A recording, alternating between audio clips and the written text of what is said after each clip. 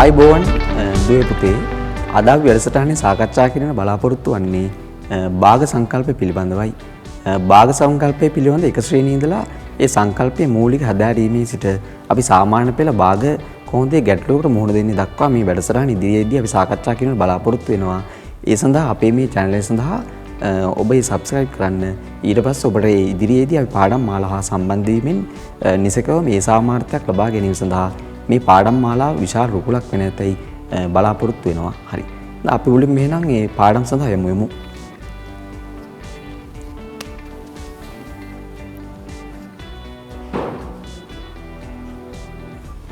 මුලින්ම හඳුන්වා දෙන්න යන්නේ භාගයක් කියන්නේ කොහොමද? මම මේ වෘත්තයක් අඳිනවා. ඒකෝම් සමානව බෙදෙනවා කොටස් දෙකකට. ඒකේ එක කොටසක් මම මේ පාඩ කරොත් ඒක මුළු වෘත්තයේ සමානව කොටස් දෙකකට බෙදපු නිසා ඒක මුළු කොටසින් ඒ කියන්නේ සමානව බෙදපු දෙකෙන් එකක්. ඒ නිසා අපිට ඒක කියන්න පුළුවන් දෙකෙන් එකක්. ඒක අපි සාමාන්‍ය විවාරي හඳුන්වන්නේ භාගයක්. හරි. ඊට පස්සේ ආයෙ මම දෙනවා ඍජු කෝණාශ්‍රයක්. ඒක සමානව කොටස් දෙකකට බෙදනවා. ඒකෙන් එක කොටසක් කොහොම අඳුරු කරනවා. ඒ අඳුරු කළ කොටස මේ මුළු රූපයෙන් දෙකෙන් එකක්. ඒ කියන්නේ සමානව බෙදපු දෙකකට බෙදපු නිසා එකක් පාඩ කරපු නිසා ඒකට අපි කියන්නේ භාගයක්. තව උදාහරණයක්. ත්‍රිකෝණයක් මෙහෙම ගත්තොත් ඒක කොහොම සමානව කොටස් දෙකකට බෙදනවා. ඒකෙන් එක කොටසක් පාඩ කරොත් ඒක මුළු රූපයෙන් අපිට කියන්න පුළුවන් දෙකෙන් එකක්. ඒ නිසා මුළු රූපයෙන් ඒක අපි හඳුන්වනවා සාමාන්‍ය විහාරදී භාගයක්. හරි. භාගයක් කියන්නේ එහෙනම් මේ සම්පූර්ණ එකකින් සමානව බෙදපු එකකින් කොටසකට කියන්නේ භාගයක්. කියන්නේ ත්‍රිකෝණාශ්‍රයක් නම් සම්පූර්ණයෙන් කොටස් දෙකකට බෙදලා ඒකෙන් එක් කොටසකට අපි කියන්නේ භාගයක්. ඒකෙදි භාවිතා කරන්නේ භාගයක් කියන්නේ ඒක සංඛ්‍යාත්මකව දෙකකින් එකක්. කොහොමද? හරි. ඊට පස්සේ මම තව උදාහරණයකට එනවා. කොහොමද?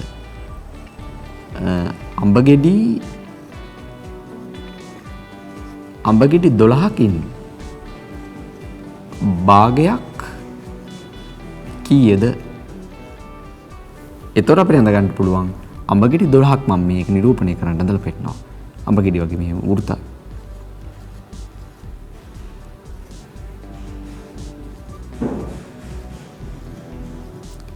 1 2 3 4 5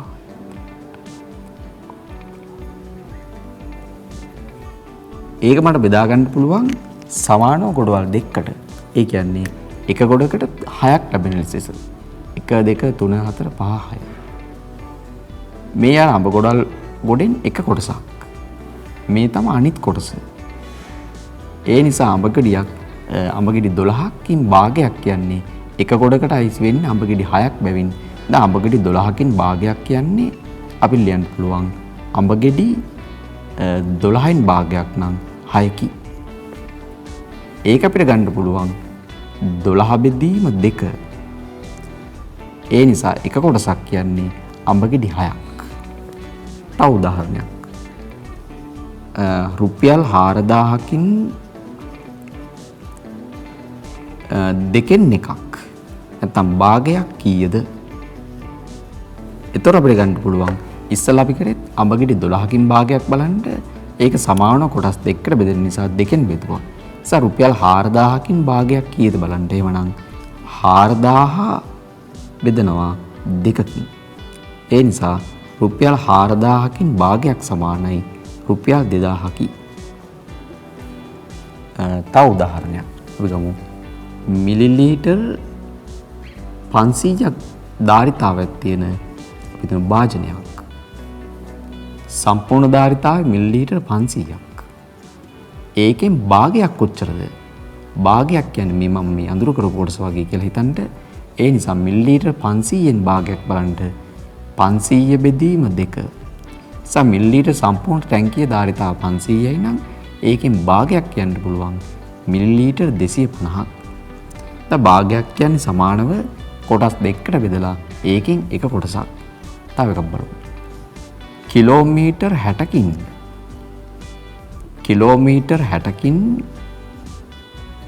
භාගයක් කීයද? එතකොට අපිට ලියන්න පුළුවන් ඒ කිලෝමීටර් 60 බෙදීම 2. සා කිලෝමීටර් 60කින් භාගයක් සමානයි කිලෝමීටර් 30යි. ඒ අපි හඳුනාගත්තේ මොකක්ද? භාගයක් කියන්නේ කොහොමද කියලා. දැන් සම්පූර්ණ රූපයක් ගත්තොත් ඒකෙන් දෙකෙන් එකක් කියන්නේ භාගයක්. මේ වගේ සාමාන්‍ය ගැටලුවක් ලැබුණොත් ඒකේ භාගය ගණනය කිරීම සඳහා ඒ දීලා තියෙන සංඛ්‍යාව දෙකෙන් බෙදිය යුතුයි. 4000කින් භාගයක් ඒ නිසා රුපියල් 2000යි. මේ ධාරිතා මිලිලීටර් 500ක් තියෙන එකේ භාගයක් මිලිලීටර් 250ක්. කිලෝමීටර් 60ක් තියෙන එකකින් භාගයක් නම් කිලෝමීටර් 30ක් කියලා ගන්න පුළුවන්. හරි. අපි ඊළඟ කොටසට යමු.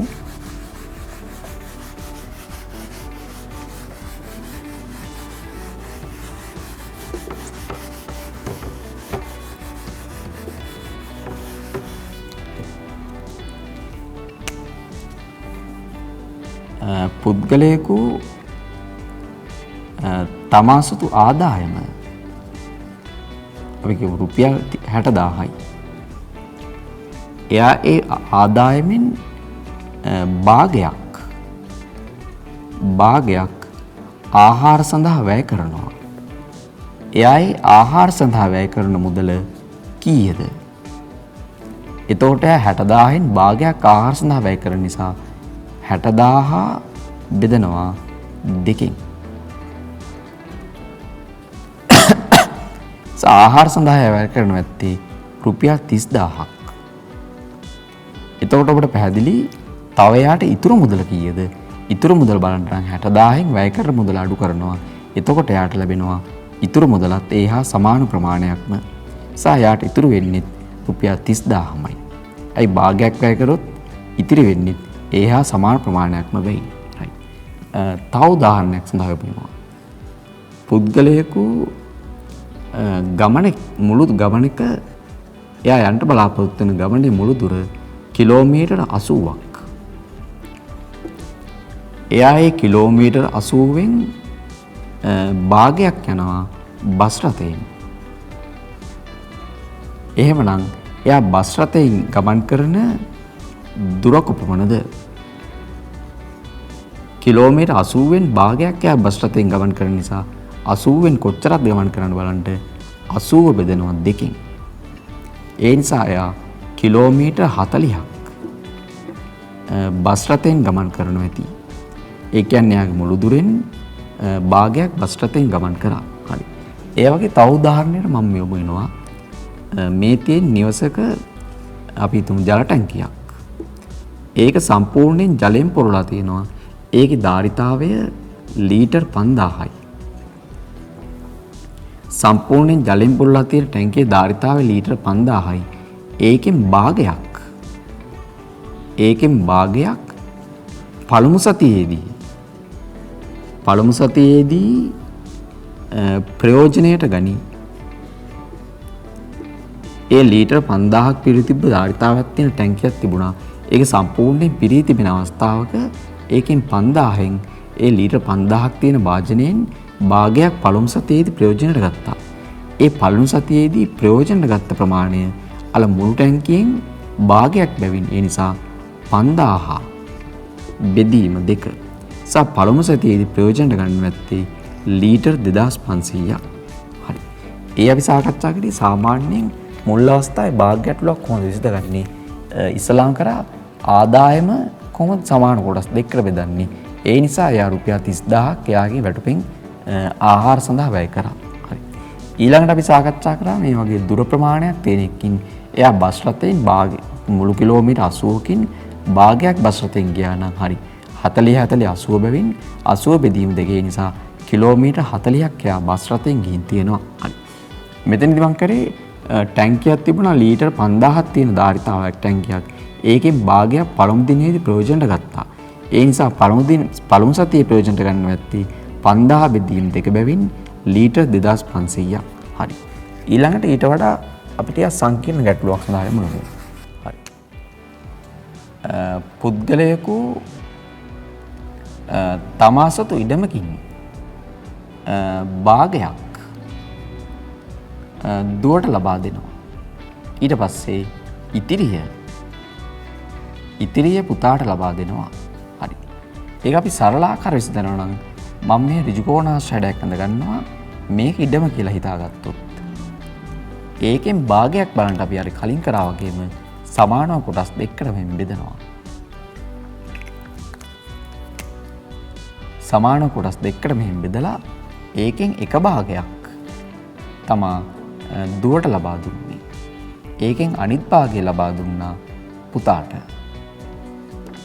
ඒ පුතාට ලැබුණු භාගය පර්චස් 60කි. පුතාට ලැබුණු ඉඩමේ පර්චස් 60කි. අපෙන් අහන්නේ එයා පියා සතුව තිබූ මුළු ඉඩම් ප්‍රමාණය කොච්චරද? පියා සතුව තිබූ මුළු ඉඩම් ප්‍රමාණය කොපමණද? හරි. පුතාට ලැබෙන මේ මුළු ඉඩමෙන් භාගයක් නිසා මේ මම ඍජුකෝණාශ්‍රයන් දෙකේ එක කොටුවක් 60 එනම් 60යි. මේ සමාන ප්‍රමාණයක් දුවටත් ලැබුණ නිසා දුවට ලැබෙන්න තත්ත්වෙදි පර්චස් 60ක්. ඒ නිසා එයාගේ මුළු ඉඩම් ප්‍රමාණය නැත්තේ දුවට ලැබුණු ප්‍රමාණය 60යි. පුතාට ලැබුණු ප්‍රමාණය 60 නිසා එයාගේ මුළු ඉඩම් ප්‍රමාණය නැත්තේ පර්චස් 120ක්. ඒ පර්චස් 120 තමයි එයා සමාන කොටස් දෙකකට බෙදලා ඒ කියන්නේ භාගයකට බෙදලා පුතාට සහ දුවට ලබා දුන්නේ. හරි.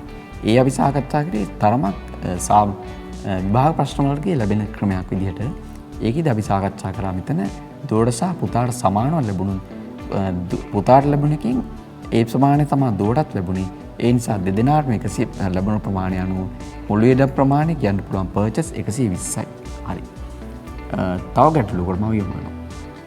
මේ නිවසක ජල ටැංකියක් තිබුණා. ඒකෙන් පළමු දිනේ ප්‍රයෝජනට ගත්තා භාගයක්. පළමු දිනේ ප්‍රයෝජනට ගත්තා භාගයක්.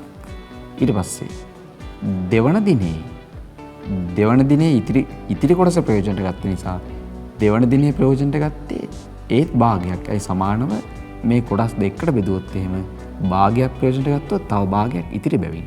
හරි. අහගන්න. දෙවන දිනේ ප්‍රයෝජනට ගත් ප්‍රමාණය අපි කියමු ලීටර් 1500යි. දෙවන දිනේ ප්‍රයෝජනට ගත් ප්‍රමාණය තමයි ලීටර් 1500. එහෙමනම් ඒ ටැංකියේ මුළුධාරිතාවය නැත්තේ මේ 1500 කියන්නේ මේ ටැංකිය සමාන කොටස් දෙකකට බෙදුවා නම් ඒකේ එක කොටසක් සහ මුළුධාරිතාව කීයද බලන්න 1500 ගුණ කරනවා දෙකකින්. මේ ටැංකිය මුළුධාරිතාවය තියෙන්නේ ලීටර් 3000ක්. ඒ 3000 බෙදීම දෙක තමයි 1500. ඒක පළමු දිනේ ප්‍රයෝජනට ගත්තේ ලීටර් 1500ක්.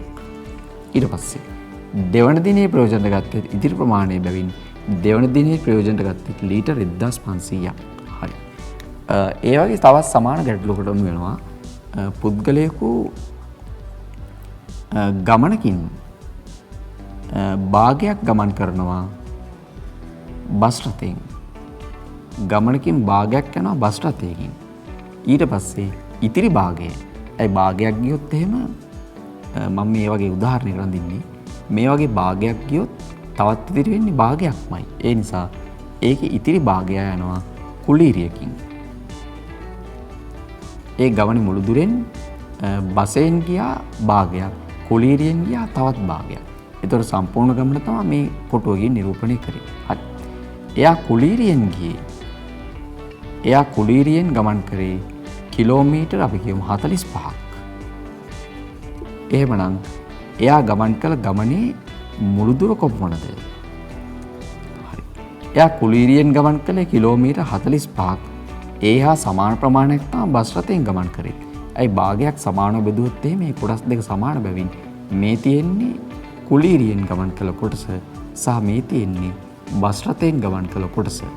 ඒ දේ සමානව දෙකකට බෙදුව නිසා කුලීරියෙන් ගමන් කරපු ප්‍රමාණයමයි බස් රථයෙන් ගමන් කරන්නේ. ඒ නිසා කුලීරියෙන් ගමන් කරේ කිලෝමීටර් 45යි, බස් රථයෙන් ගමන් කරේ කිලෝමීටර් 45යි නිසා මුළු ගමන යන මැත්තේ කිලෝමීටර් 90ක්.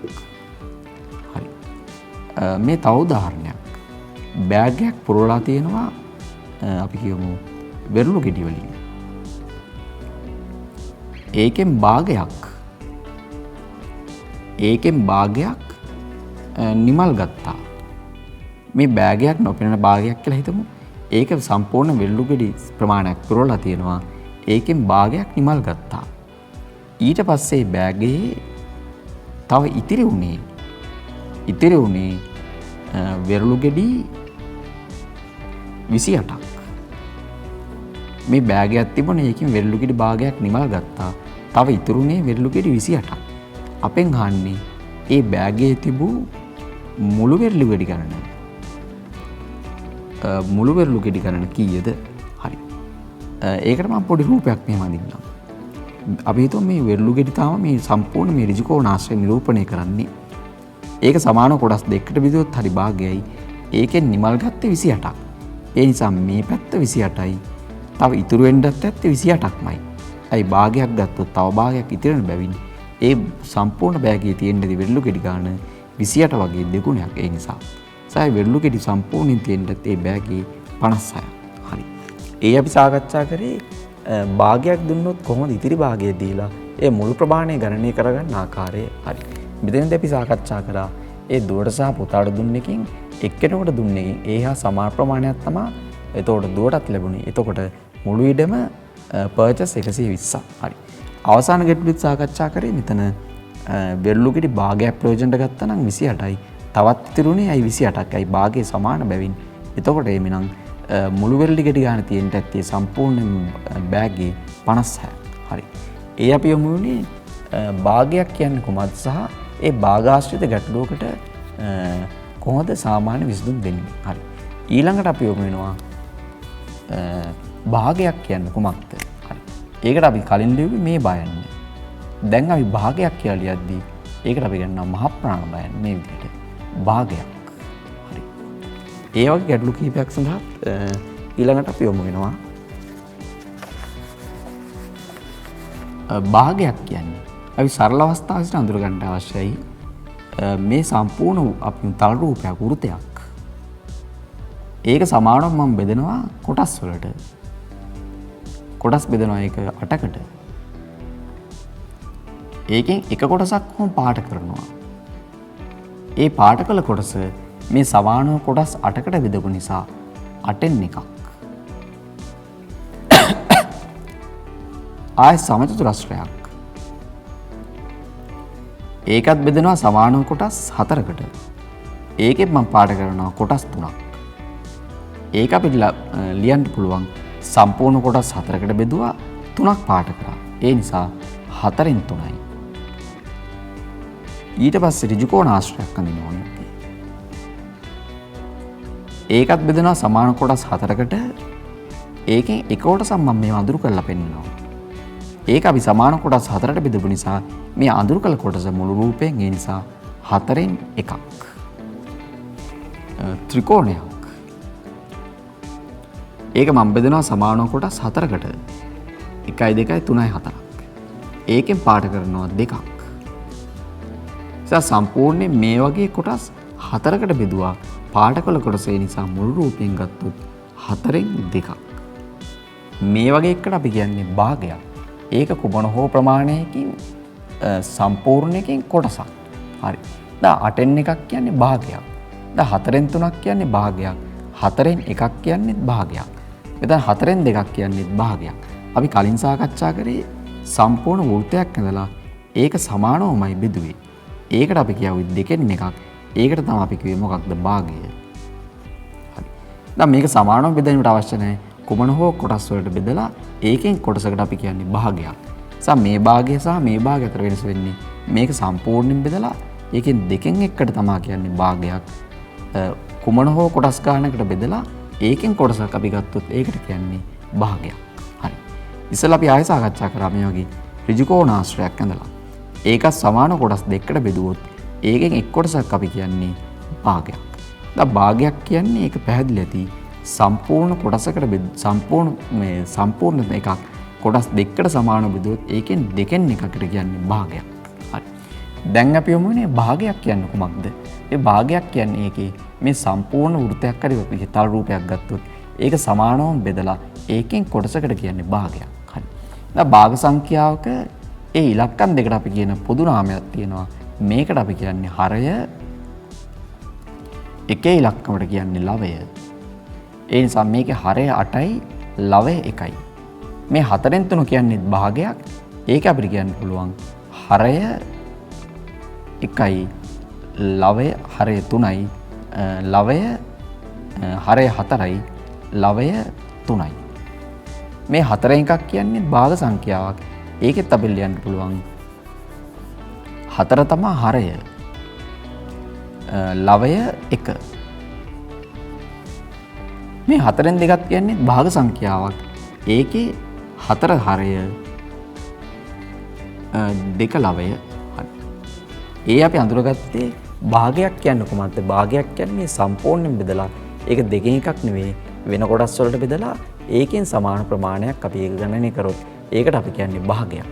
ඒ භාග සංඛ්‍යාව හරය තියෙන්නේ ඉරෙන් පහළ සංඛ්‍යාවට කියන්නේ හරය ඉරෙන් උඩ සංඛ්‍යාව ලවය කියලා අපිට මතක තියාගන්න පුළුවන්. දැන් 4න් 3 4 තමා හරය ලවය 3යි. 4න් 1 4 හරය ලවය 1යි. රයිට්. ඊට පස්සේ අපි වෙනවා භාග වර්ග. රයිට්. මම භාග කිහිපයක් ලියා ගන්නවා. 4න් 1 9න් 1 17න් 1 ඊට පස්සේ 21න් 1 12න් 1 බලන්න මේ භාගවල විශේෂත්වයක් තියෙනවා. මම කලින් සඳහන් කරා මේ තියෙන්නේ හරය 9 4 9 17 21 12 කියන්නේ එක් එක් භාග සංඛ්‍යාවේ හරය. මේ ලවය තමයි හැමතිස්සෙම 1යි. ලවය 1යි මේ හරය ඕන සංඛ්‍යාවක් වෙන්න පුළුවන්. අපි මේ වගේ භාග වලට කියනවා ඒකක භාග. ඒවා විශේෂ නමක් දාලා තියෙනවා ඒකක භාග. 4න් 1 9න් 1 17න් 1 21න් 1 12න් 1 ඒවා අයිති වෙන්නේ ඒකක භාග වලට. හරි. ඒක මෙහෙම හරය ඕන සංඛ්‍යාවක් විය හැකිය. ලවයට 1 තියෙනවා නම් ඒවට කියන්නේ ඒකක භාග. හරි. ඊළඟ කොටස 7න් 2 5න් 4 11න් 8 21න් 15 31න් 40 31න් 4 ඒ වගේ මේකේ හරය 7යි ලවය 2යි. මේකේ හරය 5යි ලවය 4යි. ඒ භාගවල විශේෂත්වයක් තියෙනවා. හරේ තියෙන සංඛ්‍යාවට වැඩිය ඉලක්කමට වැඩිය ලවයේ තියෙන සංඛ්‍යාව කුඩායි. දැන් 7න් 2 කියන එකේ හරේ තියෙන සංඛ්‍යාව විශාලයි ලවයේ සංඛ්‍යාව කුඩායි. 5න් 4 ගත්තොත් ඒකේ හරේ සංඛ්‍යාව විශාලයි ලවයේ සංඛ්‍යාව ඊට වඩා සාපේක්ෂව අඩුයි. 11න් 8 ගත්තොත් හරේ සංඛ්‍යාව විශාලයි ලවයේ සංඛ්‍යාව අඩුයි. 21න් 15 ගත්තත් එහෙමයි 31න් 4 ගත්තත් එහෙමයි. ඒ භාග වලට විශේෂ නමක් කියනවා. ඒවට කියන්නේ නියම භාග. ඒකට අපි තව නමක් කියනවා තත්ත්ව භාග. හරි. ඒ නියම භාග වලටමයි තත්ත්ව භාග කියන්නේ. තත්ත්ව භාගයක් කියන්නේ එහෙනම් හරයට වැඩිය ලවය කුඩායි නම් ඒවට කියන්නේ තත්ත්ව භාග. හරි. මෙතන ඒකක භාග වලත් හරයට වැඩිය ලවය කුඩායි තමයි. ඇයි 4න් කියන්නේ ඒකක භාගයක්. මේ 9න් එක කියන්නේ ඒකක භාගයක්. ඒකෙත් හරයට වැඩිය ලවය කුඩායි. ඒ නිසා මේ ඒකක භාග හැම එකක්ම නියම භාග වලටත් අයිතියි. හරි. 4න් 1 9න් 1 17න් 1 ගත්තොත් ඒවා ඒකක භාග. ඇයි ඒකක භාගයක් උනේ ලවයේ 1යි හරය වෙන සංඛ්‍යාවක් බැවින්. හරි. ඒ වගේ නියම භාග වලටත් ඒක ගන්න පුළුවන්. මොකද 4න් 1 ගත්තොත් 4ට වැඩිය ලවය කුඩා නිසා ඒ 4න් 1 නියම භාග වලටත් අයිති ඒකක භාග වලටත් අයිති නිසා 4න් 1 නියම භාග වලට ලියන්නත් පුළුවන්. තත්ත්ව භාගයකුත් වෙනවා ඒක. දැන් 17න් 1 නියම භාග වලට ලියන්නත් පුළුවන්. ඒක ඒකක භාගයකුත් වෙනවා. 21න් 1 ඒක ඒකක භාගයටත් අයිති. ඒකේ හරයට වැඩිය ලවය කුඩා බැවින් ඒක තත්ත්ව භාග වලට ලියන්නත් පුළුවන්. හරි. ඊළඟ භාග වර්ගය 9න් 16 21න් 12 15න් 17 9න් 54 61න් 87 ඒ භාගවල විශේෂත්වය හරයට වැඩිය ලවය විශාලයි. 9න් 21 ගත්තොත් 9 සංඛ්‍යාවට වැඩිය ලවයේ සංඛ්‍යාව විශාලයි. 21න් අපි ගමු 54 වගේ. 21න් 54 ඒක හරේ සංඛ්‍යාවට වැඩිය ලවයේ සංඛ්‍යාව විශාලයි. එතන 15න් 17ත් එහෙමමයි. 9න් 54 ගත්තත් හරයට වැඩිය ලවයේ විශාලයි. 61න් 87 ගත්තත් හරයට වැඩිය ලවයේ විශාලයි. ඒ වගේ භාග වලට අපි කියන්නේ මේ ඒකක භාග, නියම භාග, මේවට අපි කියන්නේ විෂම භාග. අන්න එහෙම වගේ භාග කොටස් තුනකට බෙදලා මම පෙන්නුවේ. ඒ හරය සහ ලවයේ අනුව ඒකක භාගයක් නම් අපි අඳුරගත්තා. හරය ඕනෑ සංඛ්‍යාවක් විය හැකිය ලවය 1යි. ඒවට කිව්වේ ඒකක භාග. නියම භාගයක් නම් හරයට වැඩිය ලවය කුඩායි. ඒකම අනිත් පැත්ත මෙතෙන්ට ඇති වෙන්නේ විෂම භාගයක් නම් හරයට වැඩිය ලවය විශාලයි. ඒවට කියන්නේ විෂම භාග. හරි. මේ විෂම භාග වලින් අපිට ගන්න පුළුවන් මිශ්‍ර භාග. හරි. ඊළඟට අපි යමු වෙන්නේ විෂම භාග වලින් කොහොමද මිශ්‍ර භාගයක් සකස් කරගන්නේ. හරි. ඊළඟ පැහැදිලි කිරීමට තව මම මේ වගුවකින් එක නිරූපණය කරනවා.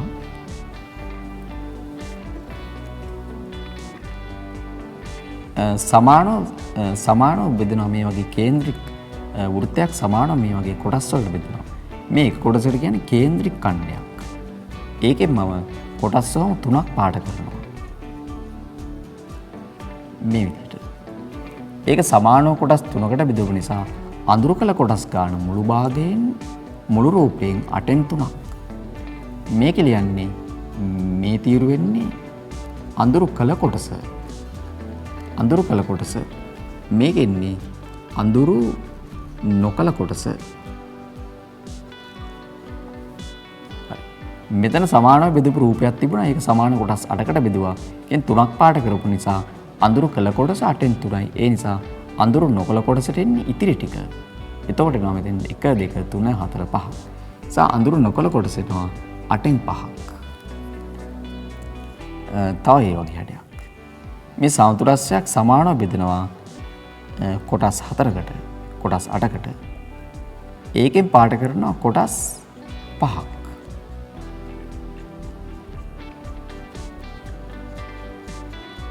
හරි. ඒකේ අඳුරු කළ කොටස ඒ නිසා සමානකේ කොටස් 8කට බෙදුවා. අඳුරු කළ කොටස 5යි. අඳුරු නොකළ කොටස් තියෙනවා 1 2 3යි. ඒ නිසා අඳුරු නොකළ කොටසට අයිති වෙන්නේ මුළු රූපයෙන් බෙදපු කොටස් ගානෙන් 8න් 3යි.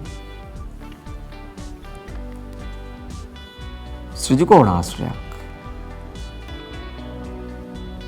ඒකත් සමානව බෙදලා තියෙන්නේ කොටස් වලට. ඒකෙන් මම පාට කරලා පෙන්නනවා එකක්. ඒ නිසා පාට කළපු කොටස් ගන්න කියන්නේ අඳුරු කළ කොටස් ගන්න මුළු රූපයෙන් 4න් එකක්. එතකොට එනවා අඳුරු නොකළ කොටස් ගන්න තමයි ඉතිරි ටික. ඒ නිසා 4න් 3යි. ත්‍රිකෝණයක්. ඒකත් බෙදෙනවා සමානව කොටස් 4කට. ඒකෙන් ත්‍රිකෝණ හැඩයේ වගේ සමාන ආපු කොටස් දෙකක් පාට කරලා පෙන්නනවා. ඒකේ අඳුරු කළ කොටස 4න් 2යි. සා ඉතුරුනේ අඳුරු නොකළ කොටස ලියන්න පුළුවන් 4න් 2යි. ඒකත්. සා මම මේ තවත් පැහැදිලි කරේ භාගයක් කියන්නේ කොහොමද?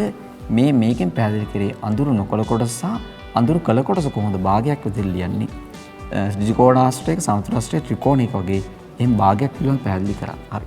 අපි කලින් නවත්වපු තැන අනුව විෂම භාග මේ භාග වර්ග කොටස් අඳුරගත්තා. ඒකක භාග, නියම භාග සහ විෂම භාග. හරි. ඊළඟට අපි යමු වෙනවා ඒ විෂම භාග වලින් තවත් අපිට හදා ගන්න පුළුවන් මිශ්‍ර සංඛ්‍යා. හරි. විෂම භාග ටිකක් මම මෙතන සඳහන් කරේ. ඒ ටික මෙතෙන්ට ගන්නවා. විෂම භාග. ඒක විෂම භාගයක් උනේ හරයට වැඩිය ලවේ විශාල බැවින්. හරි. දැන් 9න් 16. ඒක විෂම භාගයක්. 21න් 54.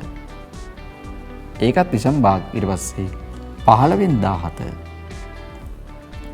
9න් 54. 61න් 87. ඒවා විෂම භාග වලට අයිති. හරි. ඒ විෂම භාගයක් කොහොමද අපි ඊට පස්සේ මිශ්‍ර සංඛ්‍යාවක් කරගන්න කියලා ඊළඟට යමු යන්නේ.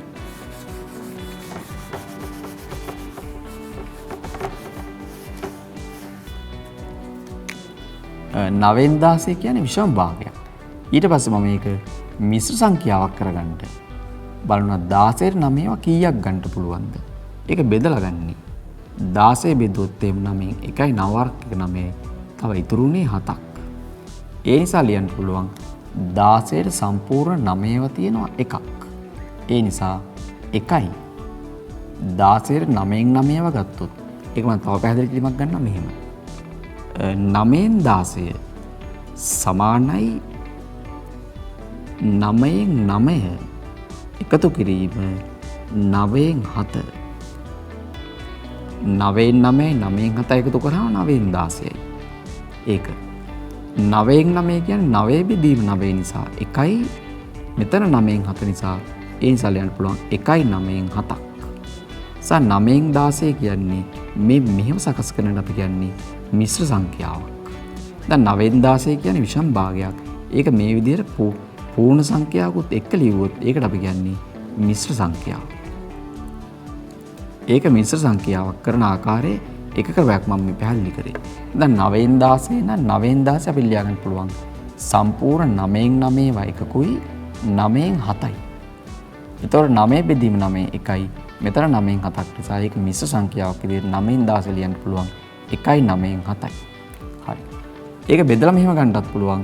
16 9න් බෙදුවොත් 1යි. ඊට පූර්ණ සංඛ්‍යාව 1යි. තව ඉතුරුනා 7ක්. මේ ඉතිරි ගාන තමයි 7. ඒ නිසා ලියන්න පුළුවන් 1යි 9න් තව ඉතුරුනා මේකේ 7ක්. ඒ වගේ විෂම භාගයක් මිශ්‍ර සංඛ්‍යාවක් කරන ආකාර දෙකක් තමයි පැහැදිලි කරේ. බෙදීමේ ක්‍රමෙන් ගන්නත් පුළුවන්. නැත්නම් මේ වගේ ඒ භාගයක් විදිහට ලියලා ගන්නත් පුළුවන්. හරි. තව එක ක්‍රම වෙනවා අපි 21න් 54. 21න් 54 කියන්නේ විෂම භාගයක්. ඒකත් මේ වගේ මිශ්‍ර සංඛ්‍යාවක් කරගන්න අවශ්‍යයි. ඒක අපි ලියන්න පුළුවන් 21න් 54. ඒක අපි ලියන්න පුළුවන් 21න් 21 එකතු කිරීම. ආයෙත් 21න් 21 ඊට පස්සේ එකතු කිරීම 21යි 21යි 42යි ඊට පස්සේ 54න් අඩු කරොත් 42ක්.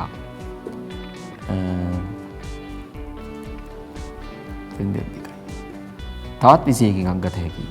එතකොට ලියන්න පුළුවන් 21න් 21යි. එතකොට 21යි මෙතනත් 21යි ඊට පස්සේ 42යි.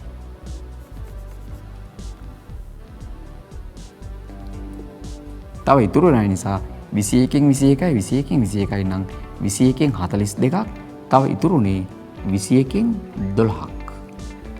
එහෙනම් 21න් 54 මිශ්‍ර සංඛ්‍යාවක් විදිහට ලියන්න පුළුවන්. 21න් 21 බෙදීම කියන්නේ 1යි එකතු කිරීම. 21 21 බෙදීම 1යි ඊට පස්සේ ඉතුරුනා තව 21න් 12ක්. ඒ නිසා මෙතන 1යි 1යි 2යි 21න් 12යි 21න් 12යි 2යි 21න් 12යි. 21න් 54 මිශ්‍ර සංඛ්‍යාවක් කරොත් ලැබෙන්නේ 2යි 21න් 12යි. ඒක ක්‍රමයක්. ආයන්ට යන්නේ 54 බෙදීම 21.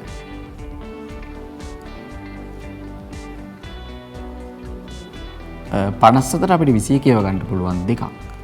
ඊට පස්සේ දෙවරක් 21 42යි. එතකොට ඉතිරි වෙනවා 12ක්. ඒ නිසා ලියන්න පුළුවන් 54ට 21 පූර්ණ සංඛ්‍යාව තියෙනවා දෙකක්.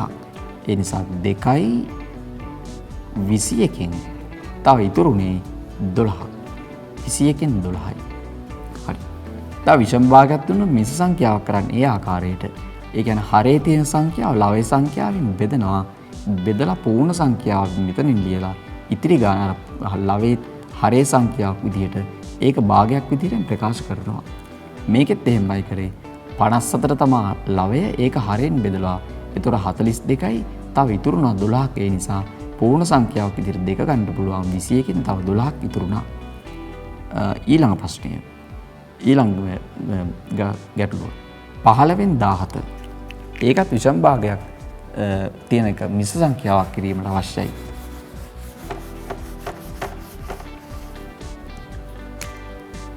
එතකොට 17 බෙදීම 15. 17 15 අපිට ගන්න පුළුවන්. එකක් 15 සරක් 15යි. තව ඉතිරුනේ දෙකක්. 17ට 15 ඒව ගත්තොත් එකක් ලැබුණා. 1යි 15න් තව ඉතුරුනා දෙකක්. 15න් 17 ඒක මිශ්‍ර සංඛ්‍යාවක් විදිහට ලියුවොත් ගන්න පුළුවන්. 1යි 15න් 2යි.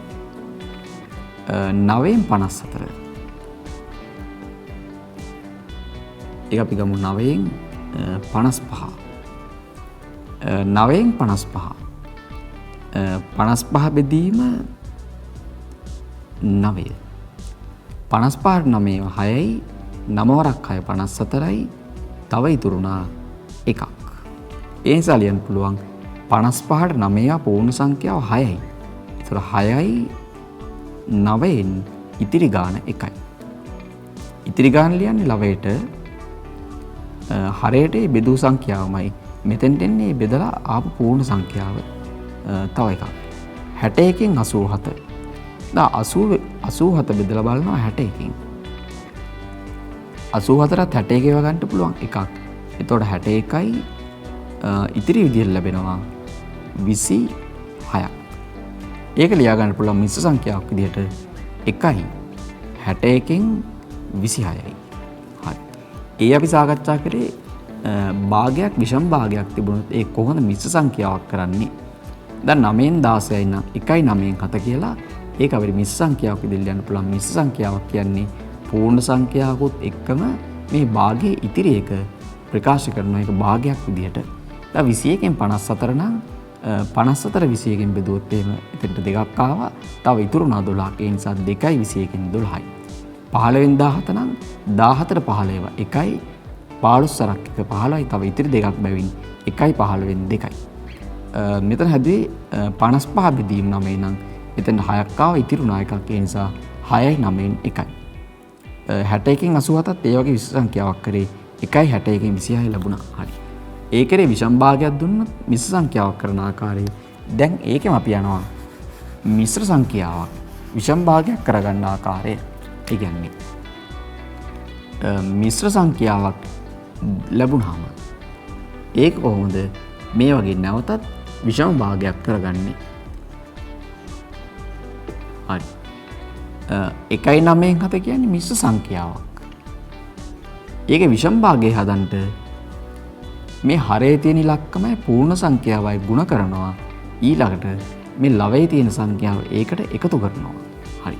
ඒක මම පැහැදිලි කිරීමක් විදිහට මෙතන ලියන්නම්. ලවයට එන්නේ ඉරෙන් උඩට කියන්නේ ලවයට එන්නේ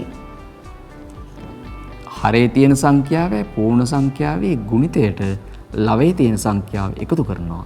ඒ නිසා අපිට ලියන්න පුළුවන් 9 ගුණ කිරීම 1 එකතු කිරීම 7. හරයට තියෙන පූර්ණ සංඛ්‍යාව ඒ ලෙසම ලියන්න අවශ්‍යයි. දැන් 9 වැඩි කිරීම එක 9යි එකතු කරාම 7ක් 16යි. ඒ නිසා ලියන්න පුළුවන් 9න් 16. ඒක ඔබට පැහැදිලි ඇති. කලින් අපි 9න් 16 තමයි මිශ්‍ර සංඛ්‍යාවක් කරේ. ඒ කියන්නේ 1යි 9න් 7යි. 1යි 9න් 7 තමයි මේකේ මිශ්‍ර සංඛ්‍යාව. ඒකේ විෂම භාගය නැවතත් ලැබුණා 9න් 16යි. හරි. ඒ කරේ ලවයට එන සංඛ්‍යා ටික මෙහෙම හොයාගන්නේ. හරේ සංඛ්‍යාවයි පූර්ණ සංඛ්‍යාවයි ගුණ කරනවා. කියන්නේ 9 ගුණ කිරීම 1 ලවයේ තියෙන සංඛ්‍යාව එකතු කරනවා.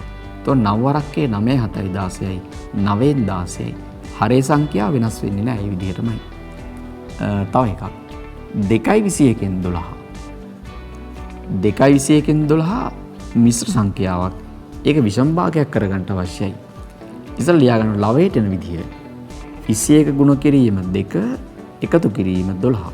සම මෙතන ලියා ගන්නම් මම මේ එන ක්‍රමේ 21 ගුණ කිරීම 2 ඊට පස්සේ එකතු කිරීම 12. ලවයට හරයට ලැබෙන්නේ 21මයි. 21 වරක් 2 42යි. ඒකට 12ක් එකතු කරොත් ලැබෙනවා 54යි. ඒ නිසා අපිට ලියන්න පුළුවන් 21න් 54යි. හරි. ඒ අපි සාකච්ඡා කරේ ගැටලු දෙකක් කොහොමද මිශ්‍ර සංඛ්‍යාවක් දුන්නොත් ඒක විෂම භාගයක් කරගන්න ආකාරය. right. තව එකක් 11යි 5න් 3යි. ඒක මිශ්‍ර සංඛ්‍යාවක්. මේ පූර්ණ සංඛ්‍යාවකුත් එක්ක භාග සංඛ්‍යාවක් තියෙද්දි ඒවට අපි කියන්නේ මිශ්‍ර සංඛ්‍යාවක්. දැන් 11යි 5න් 3 ඒක විෂම භාගයක් කරගන්න අවශ්‍යයි. ඒ නිසා 5 ගුණ කිරීම 11. 5 ගුණ කිරීම 11 එකතු කිරීම ලවයේ තියෙන සංඛ්‍යාව 3. හරේ තියෙන සංඛ්‍යාව 5යි හැම වෙනස් වෙන්නේ නැහැ. සලියන්න පුළුවන් 5න් 5 සරක් 11 55යි එකතු කරනවා 58යි. දැන් 5න් 58 තමයි ඒකේ විෂම භාගය. දැන් 11න් 5න් 3 නම් ඒක විෂම භාගයක් විදිහට අපි ගන්න පුළුවන් 5න් 58යි. ඒක කරේ හරේ සංඛ්‍යාවයි පූර්ණ සංඛ්‍යාවයි ගුණ කරලා ලවයේ තියෙන සංඛ්‍යාව එකතු කරා. හරි. ඒ අපි සාකච්ඡා කරේ මුලින් සාකච්ඡා කරා විෂම භාගයක් කොහොමද මිශ්‍ර සංඛ්‍යාවක් කරන්නේ. දැන් මේ මිශ්‍ර සංඛ්‍යාව දුන්නොත් කොහොමද විෂම භාගයක් කරන්නේ. ඒ කියන්නේ 2යි 21න් 12 නම් හරයයි තා ලවයේ සංඛ්‍යාව ගුණ කිරීමෙන් හරයයි පූර්ණ සංඛ්‍යාව ගුණ කරලා ලවයේ තියෙන සංඛ්‍යාව එකතු කරලා ඒක විෂම භාගයක් කරගන්න පුළුවන්. හරි. ඒ අපි සාකච්ඡා කරේ මූලික ගණිත සංකල්ප කීපයක් පිළිබඳව. ඊළඟට අපි යනවා තවත් කොටසකට. භාගාශ්‍රිත මේ වගේ ගැටලු එමුවක් කොහොමද කරන්නේ බලමු. කෙනෙකුගේ ආදායම රුපියල් 20000යි.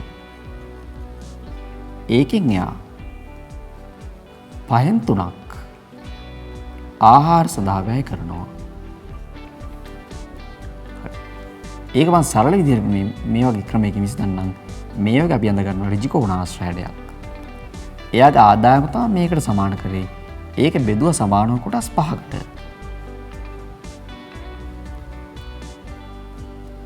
ඒකෙන් 3ක් එයා වැය කරා ආහාර සඳහා. මම මේ අඳුරු කරලා පෙන්නන්නේ එයා ඒ ආහාර සඳහා වැය කළ කොටස. මේ තව කොටු දෙකක් එයාට ඉතුරුනා. මේ තමයි එයාගේ වැටුපෙන් ඉතිරි මුදල. හරි. ඒ 20000 මේ ආදායමට සමාන කරොත් ඒ ආදායම තමයි මේ වගේ කොටු 5කට බෙදුවේ. මේ එක කොටුවක් කීයද කියලා හොයාගන්න. ඒ නිසා මම 20000 බෙදීම 5 ගන්නවා. ඇයි සමානව කොටු 5කට බෙදුව බැවින්. ඒ නිසා 20000 බෙදීම 4000යි. ඒ කියන්නේ මේ වගේ එක කොටුවක් 4000යි. එයා ඒ නිසා ආහාර සඳහා වැය කරන වැත්තේ.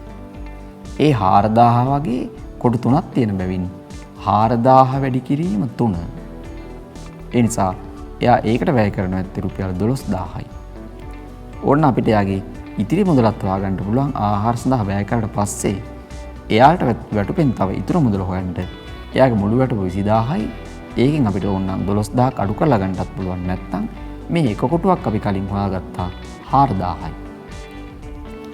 ඒ වගේ කොටු දෙකක් තමයි යාට ඉතුරුනේ. ඒ නිසා 4000 වැඩි කිරීම 2. එයාට ඒ නිසා වැටුපෙන් තව ඉතිරිලා තියෙන්නේ රුපියල් 8000යි. ඒක සමාන අපිට මෙහෙම ගන්නත් පුළුවන්. එයාගේ වැටුප 20000යි 12000ක් වියදම් කරා නම් ඉතිරි වැටුප සමානයි 20000 අඩු කිරීම 12000. ඒ නිසා එයාගේ වැටුප 8000ට ඒක සමානයි. ඒ මූලික අවස්ථාවේ තියෙන භාග සම්බන්ධ ගැටලුවක් සාකච්ඡා කරේ. ඒ ආදායමක් ලැබුණ එකකින් කොහොමද ඒ ආදායම කොටස් වල බෙදාගන්නේ? හරි. තව ගැටලුවක් සඳහා යමුනවා. මේ ටැංකියක ධාරිතාවය අපි තුමු ලීටර් 2000යි. ඒකෙන් පළමු දිනේ ප්‍රයෝජනට ගත්තා 4න් 3ක්. ඊට පස්සේ ඉතිරි කොටස ඒ ටැංකියේ ධාරිතාවෙන් ඉතිරි කොටස ප්‍රයෝජනට ගත්තා දෙවන දිනේ. හරි. ඒකත් මේ වගේ සරල ක්‍රමයකට මම විසඳන්නම්. එයාගේ මේ ටැංකියේ ධාරිතාවය තිබුණ ලීටර් 2000ක් 4න් 3ක් පළමු දිනේ ප්‍රයෝජනට ගත්තා. ඉතිරියේ ප්‍රයෝජනට ගත්තේ දෙවන දිනේ. හරි. සමහර ඍජුකෝණ ආශ්‍රය දෙන්න ගන්නම් මේ විදිහට. ඒක සමානව දැන් බෙදාගන්නේ කොටස් 4කට. මොකද 4න් 3ක් පළමු දිනේ ප්‍රයෝජනට ගත්ත බැවින් මේක කොහොම බෙදා ගන්නවා 4කට. ඒකෙන් මම පාට කරනවා 3ක්. ඒ පාට කළ කොටස සමානයි පළමු දිනේ ප්‍රයෝජනට ගත්ත කොටසට.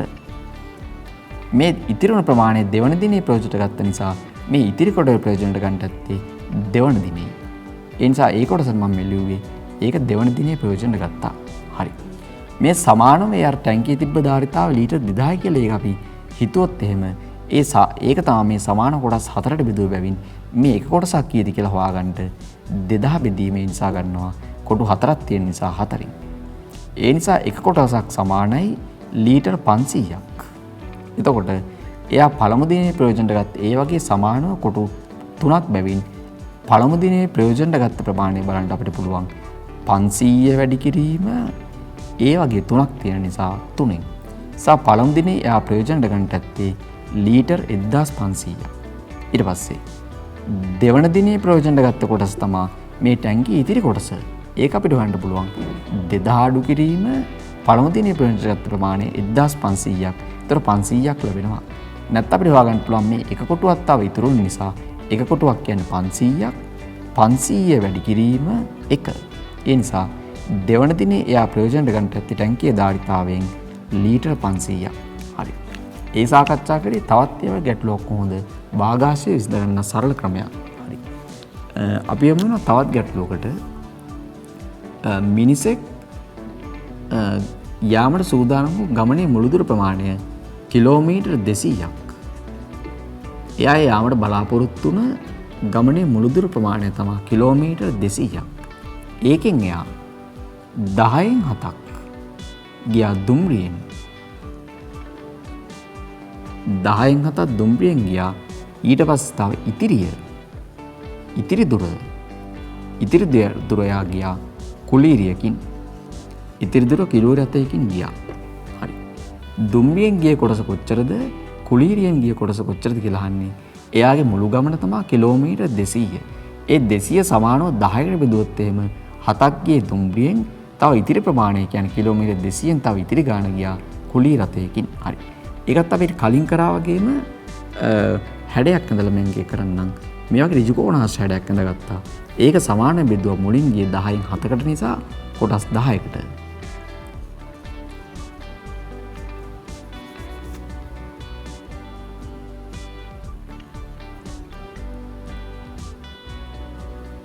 කොටස් 10කට බෙදාගත්තා. ඒකෙන් 7ක් එයා ගියේ දුම්රියෙන්. ඒ නිසා ඒකෙන් 7ක් ඔය විදිහට පාට කරගන්න අවශ්‍යයි. තව ඊට පස්සේ ඉතුරුනේ යාට කොටස් 3ක්. මේ පාට කළ කොටස ඒ නිසා ලියන්න පුළුවන්. ඒ පාට කළ කොටස එයා ගියේ දුම්රියෙන්. ඉතිරි දිර එයා කුලීරියෙන් ගිය නිසා මේ තව පාට නොකළ කොටසක් ඉතුරුනා. ඒක තමයි එයාට ඇත්තේ කුලීරියෙන්. ඒටි කුලීරියෙන් ගමන් කරා. හරි. ගමනේ මුළු දුර කියන්නේ මේ සම්පූර්ණ කොටුවටම ගත්තොත් එහෙම කිලෝමීටර් 200ක් වෙනවා. මේ එක කොටුවක් කීයද කියලා බලන්න 200 බෙදීම කොටු 10කට බෙදලා තියෙන නිසා 10න් බෙදනවා. සා එක කොටුවක් වෙන වැත්තේ ගමනින් කිලෝමීටර් 20ක්. ඒ වගේ මේ වගේ කොටු 7ක් එයා දුම්රියෙන් ගමන් කරන නිසා එයා දුම්රියෙන් ගමන් කළ කොටස කොච්චරද බලන්න. මේ වගේ 20ක් කියන්නේ මේ එක කොටසක්. ඒ වගේ කොටස් 7ක් එයා දුම්රියෙන් ගිය නිසා 20 වැඩි කිරීම 7. සා දුම්රියෙන් ගමන් කිරීමට යන ඇත්තේ කිලෝමීටර් 140ක්. ඉතිරි දුර එයා කුලීරියකින් ගියා. ඉතිරි දුර කියන්නේ මේ කොටු 3. ඒක තමයි කුලීරියෙන් ගියේ. ඒ නිසා කුලීරියෙන් ගියේ කොටස කොච්චරද බලන්න. එක කොටසක් 20 නිසා 20 වැඩි කිරීම කොටස් 3ක් තව ඉතුරුනා කුලීරියෙන් යන්න 3. ඒ නිසා යා කුලීරියෙන් යන වැත්තේ කිලෝමීටර් 60ක්. ඒක අපිට ගන්න පුළුවන් ගමනේ මුළු දුර 200යි 200න් දුම්රියෙන් 140ක් ගිය බැවින් අපි ලියන්න පුළුවන් ඕනනම් 200 අඩු කිරීම 140. එතකොට කිලෝමීටර් 60ක් එයා කුලීරියෙන් ගමන් කළා. හරි. ඒ අපි සාකච්ඡා කරේ සාමාන්‍යයෙන් මූලික අවස්ථා ලැබෙන ගණිත ගැටලුවක් කොහොමද මේ වගේ සරල හැඩතලයක් ඉඳලා විසඳගන්න ආකාරය. මුලින් සාකච්ඡා කරා වැටුපක් සම්බන්ධව ගානක් සහ ඊට පස්සේ ධාරිතාවය සහ අවසානයේ සාකච්ඡා කරා මේ වගේ ගමනක් සම්බන්ධ ඒ වගේ මුළුදුර හොයන ප්‍රමාණයක්. හරි. ඒ අපි සාකච්ඡා කරේ මේ සරල ක්‍රමයකට මේ වගේ කොහොමද ඒක සමාන කරලා ඒක මේ වගේ රූපයකින් හොයාගන්න ආකාරය. හරි. අපි ඊළඟට අපි යමු වෙනවා ඒ වගේම ගැටලුවක්. ඒ කියන්නේ මේ වගේ රූපයක් අඳින්න නැතුව භාග ක්‍රමයටම භාගාශිතව විසඳගන්න ආකාරය පිළිබඳව. එයාගේ උදාහරණයක් මම මෙහෙම සඳහන් කරන්නම්. පුද්ගලයෙක් එයා සතුව තිබූ ඉඩමින් එයා සතුව තිබූ ඉඩම් ප්‍රමාණය අපි කියමු පර්චස් 200ක්. පර්චස් 200ක් එයා සතුව ඉඩම් ප්‍රමාණයක් තිබුණා. ඒකෙන් එයා පහෙන් තුනක වී වගා කරා. පහෙන් තුනක් එයා තබූ තිබූ වෙන බොගයක් ගමු. එයා සතු ඉඩම් ප්‍රමාණයක් තිබුණා පර්චස් 200ක්. එයා පහෙන් තුනක ඒකේ මිරිස් වගා කළා. ඊට පස්සේ ඉතිරි ඒ කියන්නේ ඉතිරි ඉඩම් ප්‍රමාණය එයා වගා කළා. අපි කියමු ඉතිරි ඉඩම් ප්‍රමාණය වගා කළා එළවලු. හරි. මිනිසෙක් සතුව පර්චස් 200ක ඉඩම් ප්‍රමාණයක් තිබුණා. ඒකෙන් පහෙන් තුනක් එයා මිරිස් වගා කරා. ඉතිරි එයා එළවලු වගා කරා. හරි. අපිට අහන්නේ ඒ මිරිස් වගා කළ කොටස කොප්පනද? ඉතිරි එයා එළවලු වගා කළා. ඒ එළවලු වගා කළ කොටස කොහොමද? හරි. අපි කලින් සාකච්ඡා කරේ ඒක රූපයක් ඇඳලා ඒක සමානව බෙදලා කොහොමද ඒකෙන් ඒ අදාළ ප්‍රමාණය ගණනය කරේ. හරි. අපි දැන් යන්නේ මේ භාග ක්‍රමයට මේක ගණනය කරගන්න පහසු තව ක්‍රමයක් තියෙනවා. පර්චස් 200න් එයා පහෙන් තුනක් මිරිස් වගා කරා. ඒ නිසා මිරිස් වගා කළ කොටස මිරිස් වගා කළ ඉඩම් ප්‍රමාණය කොච්චරද බලන්න. පර්චස් 200ක් එයා ගාව තිබ්බේ එයා එක සමානව 5කට බෙදුවා. ඒ නිසා 200 බෙදීම 5. එතකොට එනවා 40ක්. ඒ කියන්නේ එයා සතු තිබ්බ ඉඩම් ප්‍රමාණය කොටස් 5කට බෙදුවා. කලින් මම රූප සටහනකුත් පැහැදිලි කරේ වගේ. එහෙම නැතුව දැන් අපි සාකච්ඡා කරන්නේ එයා ස්තුති ඉඩම් ප්‍රමාණය මේ වගේ කොටස් 5කට බෙදලා ඒකෙන් 3ක මිරිස් වගා කරා ඉතිරි එයා එළවලු වගා කරා. ඒ නිසා එයා සමානව කොටස් 5කට බෙදුව බැවින් 205න් බෙදුවොත් එක කොටසක් කියන්නේ පර්චස් 40ක්. ඒ වගේ කොටස් එයා 3ක මිරිස් වගා කරපු නිසා 40 වැඩි කරනවා 3ෙන්. ඒ නිසා එයා මිරිස් වගා කරන්නට ඇත්තේ පර්චස් 120ක. අපි හොයාගත්ත එක එයා මිරිස් වගා කළ කොටස පර්චස් 120යි. ඊට පස්සේ එයා ඉතිරි ප්‍රමාණයේ එළවලු වගා කරා. එහෙනම් එළවලු වගා කළ ප්‍රමාණය කොච්චරද බලන්න. එයා තිබ්බ මුළු ඉඩමෙන් මේ වර්ග දෙක විතරයි එයා වගා කරේ. ඒ නිසා මිරිස් වගා කරපු කොටස මිරිස් වගා කරලා ඉතිරි කොටසෙන් එළවලු වගා කරපු බැවින් මුළු ඉඩම් ප්‍රමාණය 200යි. 200න් මිරිස් වගා කරපු කොටස 120ක් අඩු කරාම එයා එළවලු වගා කරන්නට ඇත්තේ පර්චස් 80ක්. හරි. ඒ අපි සාකච්ඡා කරේ මේ වගේ කලින් වගේ රූපයක් අඳින්න නැතුව භාග විදිහට මේ කොහොමද විසඳගන්නේ. හරි. ඒ වගේ අපි තවත් ගැටලුවක් සඳහා යමු වෙනවා. පුද්ගලයෙක් තමාසතු ඉඩමකින් තමාසතු ඉඩම් ප්‍රමාණය එකත් අපි ගමු. පර්චස් 120ක්. එයා තිබ්බ ඉඩම් ප්‍රමාණය පර්චස් 120ක්. ඒකෙන් 4/3ක් දරුවන්ට බෙදා දී ඉතිරි එයා විකුණනවා. ඉතිරි කොටස එයා විකුණනවා. හරි. පුද්ගලයා පර්චස් 120ක ඉඩම් ප්‍රමාණයක් තිබුවකින් ඒකෙන් 4/3ක් දරුවන්ට බෙදා දී ඉතිරි කොටස එයා විකුණනවා. දරුවන්ට ලබා දුන් ප්‍රමාණය පර්චස් කීයද? විකුණු කොටස පර්චස් කීයද? හරි. ඒ අපි කලින් සාකච්ඡා කරේ මේ වගේ රූපයක් අඳලා අපිට පුළුවන් දැන් මේ 120 යා සමාන කොටස් බෙදපු 4කට බෙදුව නිසා ඉස්සෙල්ලා ඒක බෙදා ගන්නට. තමයි මුලින්ම ගණනය කරනවා දරුවෙකුට ලැබුණු ප්‍රමාණය. දැන් දරුවෙකුට ලැබෙන ප්‍රමාණය හොයාගන්න පුළුවන් 120 යා බෙදුව සමාන කොටස් 4කට. ඒ නිසා 120 බෙදීම 4. එතකොට එක කොටසක් කියන්නේ පර්චස් 30ක්. ඊට පස්සේ ඒ වගේ 3 ගුණයක් එයා දරුවන්ට බෙදා දුන්නා. දැන් දරුවන්ට බෙදා දුන් කොටස සමානයි 30 වැඩි කිරීම මේ වගේ 3ක්. ඒ නිසා දරුවන්ට එයා බෙදා දෙන්න ඇත්තේ පර්චස් 90ක්.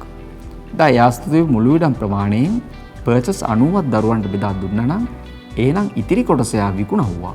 ඊට පස්සේ වන්ට යන්නේ එයා ඉඩමෙන් විකුණු කොටස කොච්චරද?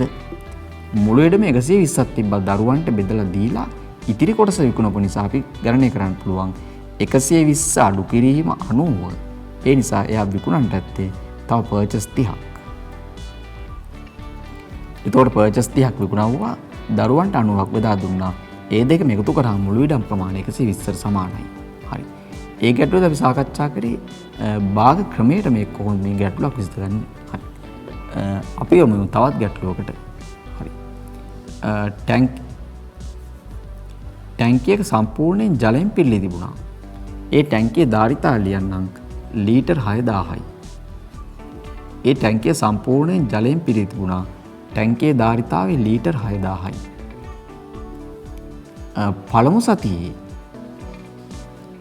පළමු සතියේදී ඒකෙන් ප්‍රයෝජනට ගත්තා 15න් 8ක්. ඊට පස්සේ දෙවන සතියේදී ප්‍රයෝජනට ගත්තා ඉතිරි ජල ප්‍රමාණය. ටැංකියක් ලීටර් 6000ක් සම්පූර්ණයෙන් ජලයෙන් පිරී ඇති අවස්ථාවක පළමු සතියේ ප්‍රයෝජනට ගත්තා 15න් 8ක්. දෙවන සතියේ ප්‍රයෝජනට ගත්තා ඉතිරි ප්‍රමාණය. හරි. දැන් ගණනය කරගන්න අවශ්‍යයි. පළමු සතියේ ලීටර් 6000න් කොච්චර ප්‍රයෝජනට ගන්නට ඇද්ද? දෙවන සතියේ කොපමණ ප්‍රයෝජනට ගන්නට ඇද්ද? හරි. දැන් මම හොයන්න යන්නේ මුලින්ම පළමු සතියේ ප්‍රයෝජනට ගත් ඒ ජල ප්‍රමාණය. අපි ලියන්න පුළුවන් ඒ 6000ක් තිබ්බ එක සමානව කොටස් 15කට බෙදලා ඒකෙන් 8ක් තමයි ප්‍රයෝජනට ගත්තේ. ඒ නිසා කලින් කරා වගේ අපි මුලින්ම කරගන්නේ 6000 බෙදීම 15. ඊතර අපි ගන්න පුළුවන් ලීටර් 400යි. සමාන කොටස් 15ට බෙදලා 8ක් ප්‍රයෝජන ගත්ත නිසා ඉස්සලා 6000 බෙදීම 15 ලීටර් 600ක් ලීටර් 400ක් ඒ වගේ 8 ගුණයක් පළමු සතියේ ප්‍රයෝජන ගත්ත බැවින් 400 වැඩි කිරීම 8 පළමු සතියේ ප්‍රයෝජන ගන්නට ඇත්තේ මුළු ටැංකියෙන් ලීටර් 3200ක් ඒ පළමු සතියේ 3200 ප්‍රයෝජනට ගත්තාට පස්සේ ඉතිරි ප්‍රමාණය තමයි දෙවන සතියේ ප්‍රයෝජනට ගත්තේ. ඒ නිසා දෙවන සතියේ ප්‍රයෝජනට ගත් ප්‍රමාණය සමානයි. අයි අර ටැංකියේ ධාරිතාවෙන් පළමු සතියේ ප්‍රයෝජනට ගත් ප්‍රමාණයෙන් ඉතිරි කොටස බලන්න. ඒ නිසා 6000 අඩු කිරීම 3200. එතකොට ලියන්න පුළුවන් 8යි 2800. දෙවන සතියේ ප්‍රයෝජන ගන්නට ඇත්තේ ලීටර් 2800ක්. මොකද දෙවන සතියේ ප්‍රයෝජන ටැංකිය මුළු 6000ම ඉවත් වෙන බැවින් පළවෙනි සතියේ 3200යි දෙවන සතියේ 2800ක් ප්‍රයෝජන අරගෙන සම්පූර්ණ ලීටර් 6000ම ඒ සති දෙකේ ප්‍රයෝජන ගත්තා. හරි. ඒ අපි සාකච්ඡා කරේ භාගයක් සම්බන්ධ ගැටලුවක් ලැබුණත් මේ වගේ රූපයක් අඳින්න නැතුව ඒ භාගයක් විදිහටම කොහොමද විසඳ ගන්න ආකාරය පිළිබඳවයි. හරි. ඒ ගැටලු තුනක් සාකච්ඡා කරා. මම හිතනවා ඔබට ඒක පැහැදිලි ඇති කියලා. දුවේ පුතේ අද අපි සාකච්ඡා කරේ භාගයක් පිළිබඳ ඒ සංකල්පයේ පිළිබඳ අපි සාකච්ඡා කරා මූලික අවස්ථා සිටේ භාග ගැටලුවක් සහ විසඳ ගන්න ආකාරය සහ භාගයක හරයලවය සහ භාගයක් අඳුර ගන්න ආකාරය සහ ගැටලු කීපයක් අපි අවසාන වශයෙන් සාකච්ඡා කරා. හරි. මේ වගේම අපි ඉදිරියේදී පාඩම් මාලාවක් ඔබ හරි ඉදිරිපත් කරනවා. ඒ තුලින් ඔබට සාමාන්‍ය පෙළ දක්වා මේ වෙන අමතර පන්තියකට නොයවාම ඔබට නිසකව මේ සාමාර්ථය සඳහා යොමු විය හැකිය. ඒ සඳහා අපිත් එක්ක දිගට මේ ලෙසට ඇඳී සිටින්න. එහෙමනම් අද වැඩසටහන මෙතනින් අවසන් කරනවා. ඔබ සැමට සුබ දවසක්.